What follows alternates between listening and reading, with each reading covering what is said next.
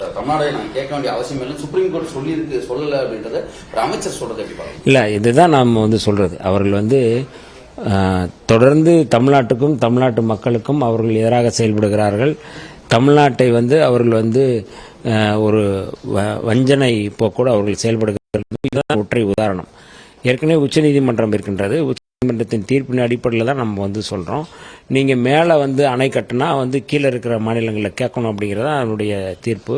அதுவே நாங்கள் கேட்க முடியாதுன்னு சொன்னால் இவர்கள் யாருடைய பேச்சை கேட்க போகிறாங்க அப்படிங்கிறத நம்ம இல்லை. அதுதான் நீங்கள் இது எல்லாமே நீங்கள் இப்போ நீங்கள் வந்தே மாதரம் கூட இல்லைதான், சட்டத்தில் எதுவுமே இல்லை. இப்போ இவங்கள திணிப்பது தானே. இவர்கள் எந்த அரசியலமைப்பு சட்டத்தையே மதிக்காதவர்கள் நீதிமன்ற தீர்ப்பை மதிக்கப் போகிறார்களா? தமிழ்நாட்டினுடைய தீர்மானம் என்பது வெளிப்படையானது.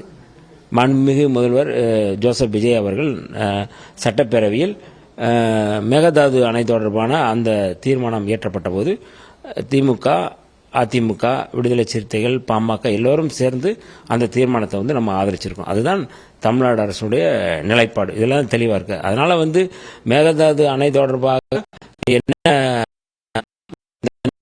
இருந்தாலும் அதை தமிழ்நாடு எதிர்கொள்ளும் என்பதில் எந்த மாற்று கருத்தும் இல்லை.